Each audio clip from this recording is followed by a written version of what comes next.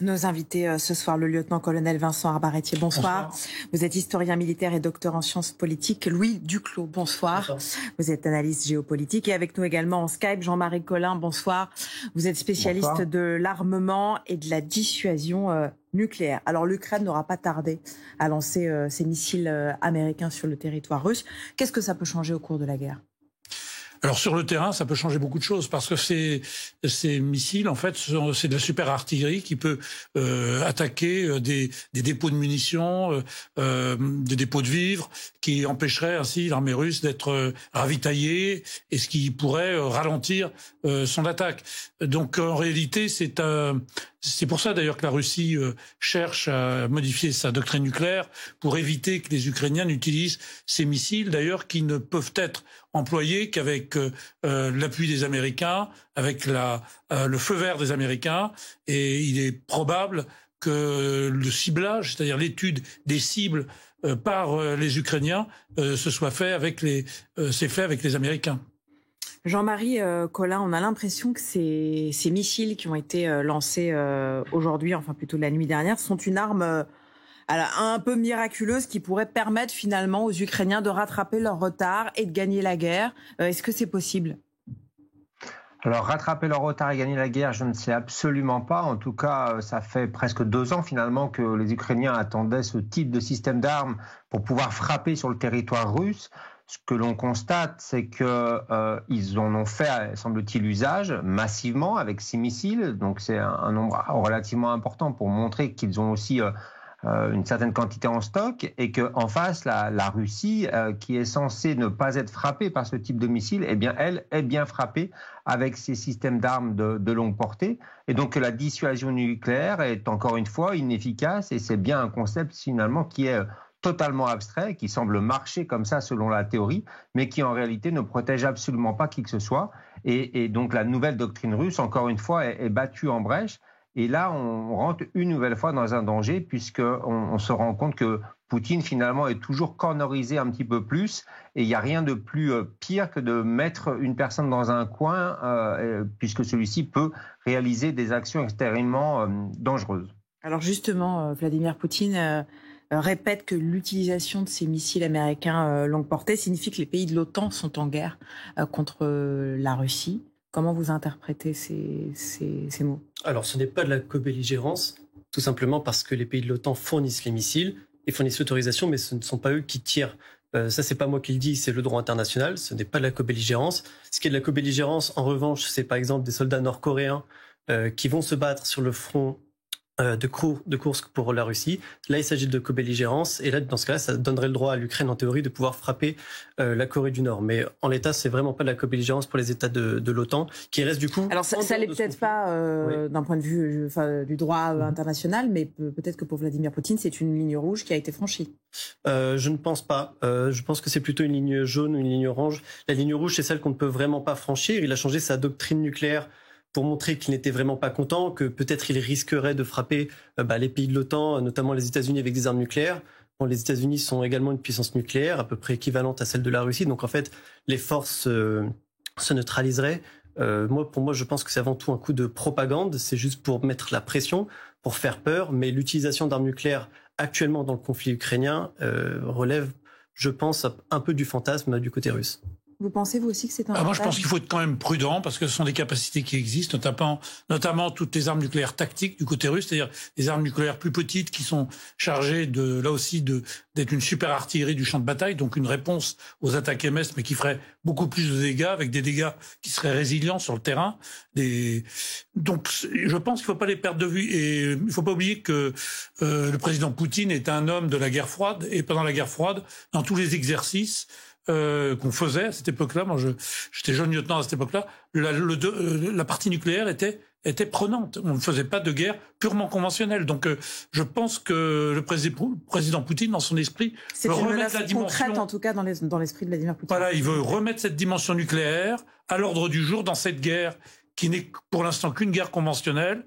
Donc ça n'empêche pas d'être très meurtrière, bien entendu. Mais évidemment, le seuil nucléaire n'a pas été encore franchi. Et ce qu'essaie de faire le président Poutine, c'est par rapport à nos opinions publiques et par rapport à nos gouvernants, c'est de leur dire n'allez pas plus loin. Jean-Marie Colin, guerre conventionnelle, c'est vrai. Malgré tout, la menace nucléaire, elle a été brandie vraiment plusieurs fois par Vladimir Poutine depuis le début de ce conflit. Est-ce que ça veut dire que cette menace se rapproche de plus en plus ou pas forcément ? Ouais, il ne faut vraiment jamais banaliser lorsqu'un chef d'État ou chef de gouvernement qui possède ce type d'armes de destruction massive les brandit. C'est vrai que ça fait 2 ans et demi maintenant que Vladimir Poutine en parle de plus en plus.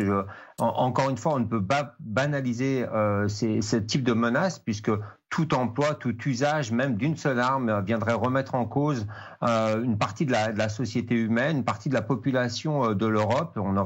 On serait face à des vagues de réfugiés, à une panique totale. Il faut essayer de se rendre compte qu'il n'existe pas d'armes plus puissantes que les armes nucléaires et même les armes nucléaires dites tactiques restent des armes dont une capacité extrêmement importante, l'équivalent d'Hiroshima par exemple, 15 à 20 kilotonnes.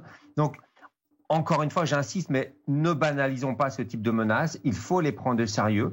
Il faut essayer de contraindre Poutine à revenir à un dialogue plus honnête, à le pousser à créer une pression pour éviter tout emploi de ce type de système d'armes nucléaires. Et il faut d'ores et déjà commencer à penser, puisque c'est aussi ce que je porte à travers la campagne Hack and France, la campagne internationale pour abolir les armes nucléaires, il faut d'ores et déjà commencer à penser au désarmement nucléaire, puisque le désarmement nucléaire est bien le seul moyen pour être pleinement en sécurité, sachant qu'il n'y a jamais un bon moment pour désarmer, mais il y a toujours un bon moment pour commencer à cette pensée. Jean-Marie Colin, tout à l'heure, vous disiez qu'avec ces nouveaux tirs de missiles américains sur la Russie aujourd'hui, que Poutine, en tout cas, il y avait un risque que Poutine soit cornerisé. Est-ce que ça veut dire que si aujourd'hui Poutine s'en remet à l'arme nucléaire, enfin en tout cas pour l'instant dans les mots, est-ce que c'est le signe qu'il n'a pas d'autres moyens de résister autrement à ces missiles qui ont été lancés aujourd'hui ? En tout cas, il a créé une doctrine au mois de septembre qu'il a signée aujourd'hui pour indiquer qu'en cas de frappe avec justement ce type de système d'armes, il pourrait avoir une réponse nucléaire militaire. Alors je ne sais pas s'il va le faire, il faut souhaiter qu'il ne le fasse bien sûr pas, mais en tout cas, à chaque fois, on l'accule un peu plus. C'est-à-dire que l'Ukraine, aidée des forces de l'OTAN, avance ou réalise des actions qu'ils ne sont censés ne pas faire, car elles sont censées être dissuadées par la dissuasion nucléaire russe. Donc ça ne fonctionne pas.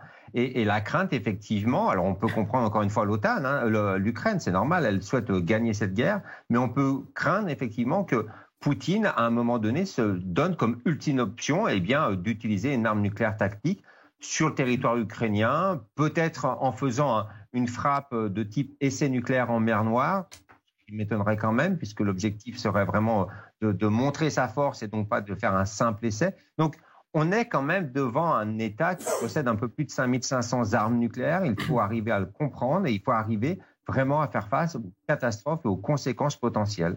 Alors, on est au 1000e jour de guerre, 1000 jours de résistance d'une population épuisée, d'autant qu'elle est en partie privée d'électricité parce que les Russes visent les installations énergétiques depuis le début du conflit. Maryse Burgot. Ce mardi marque le 1000e jour de la guerre en Ukraine.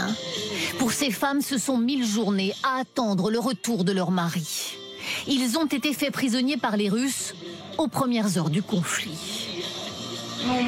Nos vies se sont arrêtées sans nos proches. Elles sont suspendues.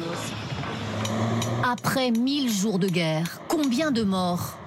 80 000 côté ukrainien selon certaines évaluations.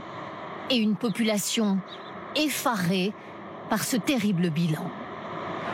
Quand je pense à cela, à cette tragédie, à ce prix payé, je me demande s'il faut continuer ou tout arrêter. Pas d'espoir de paix en ce 1000e jour. Cette frappe, cette nuit, dans la région de Soumy, dans le nord du pays. Cette mort, dont un enfant. Dans le sud à Kherson, l'effroi, la fatigue mentale de cette vieille dame, elle vit seule. C'est terrible, tous ces bombardements. Mes nerfs ne tiennent plus. Mais je ne veux pas mourir avant la victoire. Dans les sous-sols de la maternité de la ville, la vie, malgré tout, ces jeunes mères racontent leurs 1000 jours de conflit. Notre vie n'est qu'agitation. Nous déménageons d'un endroit à l'autre. À l'hôpital, au moins, il y a cet abri. On se sent en sécurité ici. Sur le quai de la gare de Kiev, les hommes partent au front. 3e hiver de guerre en Ukraine.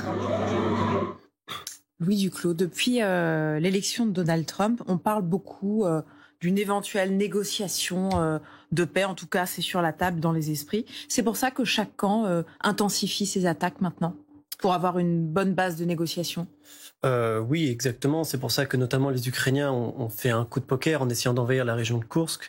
Après, les Russes, ils intensifient leur attaque parce qu'ils ont un momentum, ils sont en train d'avancer, donc ils capitalisent au maximum sur cette avancée, notamment dans le Donbass. Après, ce qu'on a vu dans le reportage sur les frappes sur les civils, ce sont des frappes qui n'ont aucun objectif militaire, qui sont juste là pour terroriser la population. Il y en a eu à Soumy, il y en a eu à Kharkiv récemment qui ont aussi tué des enfants. Donc là, il n'y a pas vraiment d'intensification particulière, je trouve, du côté de la Russie. Mais l'Ukraine essaye surtout de rassembler, en fait, de fédérer au niveau international pour garder du soutien, pour espérer pouvoir continuer à résister. Parce que dans 2 mois, quand Trump va arriver, on ne sait vraiment pas si le soutien américain continuera d'arriver pour l'Ukraine. Oui, moi, ce que je crois, c'est qu'effectivement, le problème, il est que les Ukrainiens vont chercher, notamment chez les Européens, à substituer l'aide américaine. Alors, actuellement, Joe Biden, avant de partir, leur a fait, entre guillemets, ce cadeau qu'ils attendaient depuis longtemps. C'était l'autorisation d'utiliser les ATACMS, donc au-delà des limites habituelles sur la terre russe. Ce que vont chercher les Ukrainiens, ça va être épaulé par les Européens, et notamment par la France, par l'Allemagne, des pays dont certains, on l'a vu avec le chancelier Scholz ce week-end, vont essayer de voir avec le président Poutine alors, d'après ce que disent les Allemands, Scholz aurait demandé à Poutine d'arrêter la guerre, mais aussi de laisser les territoires qu'il avait occupés. Alors, on ne sait pas trop ce qu'ils se sont dit, mais en fait, il va falloir à un moment que l'Ukraine ne se retrouve pas seule. Alors c'est paradoxal parce que Poutine, lui, pense faire la guerre, non pas à l'Ukraine, mais aux Américains et à l'Occident. Et quelque part, il essaie aussi de nous prendre un peu sur le fait, avec les ATACMS, d'aider directement les Ukrainiens, ce qu'il n'a pas encore réussi à faire. Et donc pour nous impliquer dans ce conflit. Et en fait, ensuite dire, voilà, plutôt que d'aller plus loin, on va arrêter.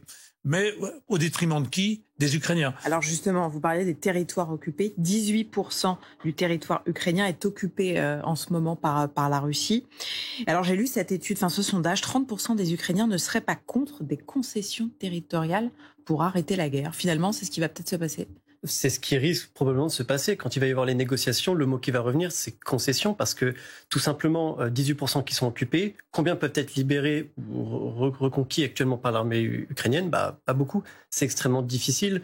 L'appareil militaire ukrainien, il est épuisé, le russe aussi passablement, mais les Ukrainiens sont épuisés, et c'est pour ça qu'en fait, il y a un certain nombre d'Ukrainiens qui aimeraient avoir la paix, qui seraient prêts à faire des concessions territoriales, tout simplement parce qu'ils en peuvent plus. Ça va être comme ils l'ont dit, ça va être le 3e hiver, sans électricité, sans chauffage. Les femmes qui dorment dans les caves des maternités, en sachant qu'il y a déjà des maternités qui ont été visées comme celle de Mariupol en 2022. Donc la population est épuisée, tout simplement. La Corée du Nord pourrait aussi envoyer des soldats pour aider les Russes. 100 000 soldats au total. Alors la Corée du Nord, curieusement, c'est une des armées les plus nombreuses du monde. C'est-à-dire qu'elle maintient, je dirais, prêt à combattre une partie énorme de sa population. C'est un peu la Prusse de l'Asie du Sud-Est. Donc effectivement, elle a un réservoir inépuisable pour éventuellement aussi accéder à la table des grands, parce que évidemment la guerre se mondialise, et s'il y avait un traité de paix où la Corée du Nord pourrait très bien demander à avoir un strapontin ou avoir une participation à cette conférence. Mais pour l'instant, ce n'est pas le cas. La Corée du Nord s'est rapprochée de la Russie, peut-être au détriment de la Chine, parce que quelque part, elle était sous le contrôle des Chinois. Et là, actuellement, elle a signé des accords bilatéraux avec les Russes, ce qui arrange d'ailleurs la Russie, et ce qui, elle aussi, l'arrange, parce que c'est le seul moyen pour son chef d'être important, parce que c'est la seule richesse de la Corée du Nord, ce sont ses soldats, un peu comme Frédéric II avait ses grenadiers, qu'il utilisait à tort et à travers, mais qui était la seule richesse de la Prusse à l'époque. Est-ce que vous croyez, vous, à la fin de ce conflit en 2025 ? Là, c'est un peu difficile à dire. 2025, c'est possible en fait. S'il y a des négociations, si tout le monde s'y met, c'est possible qu'il y ait une fin du conflit. C'est surtout si Trump, c'est surtout les États-Unis qui vont décider, qui vont forcer un peu tout le monde à la table des négociations. Pour l'instant, je pense que c'est encore trop tôt pour le dire. Il y a quand même encore des digues qui sautent au fur et à mesure. On l'a vu avec les attaques MS et Biden. Les attaques MS, d'ailleurs, vous avez dit que c'était un cadeau. Pour moi, c'est pas du tout un cadeau, c'est une punition. C'est pas un cadeau pour les Ukrainiens, c'est une punition pour les Russes, parce que les États-Unis avaient prévenu que s'il y avait des Nord-Coréens en Ukraine, dans ce cas-là, il y aurait des conséquences. Donc là, les conséquences sont arrivées. Mais la paix en 2025 va être vraiment très compliquée. Il va falloir mettre tout le monde autour de la table et puis les forcer à se serrer la main. Mais pour l'instant, c'est impensable. Je pense pas, moi, qu'on arrive à un traité de paix, c'est déjà un cessez-le-feu qui pourrait... Et le cessez-le-feu pourrait s'éterniser, comme ça a été le cas en Corée du Nord. Mais dans ce cas-là, il faudrait que l'Union européenne intensifie son système de défense. Et pourquoi pas, dès lors que ce sera accepté, puisse intégrer l'Ukraine au sein de sa communauté. Alors il ne s'agit pas de l'OTAN, il s'agit de l'Union européenne, mais ça voudrait dire que tous les pays soient d'accord, qu'ensuite l'Union européenne veuille jouer un rôle qu'elle ne joue pas actuellement. Ça fait beaucoup de conditions. Oui, mais il y a peut-être là aussi une opportunité. Merci beaucoup à tous d'avoir participé à cette discussion.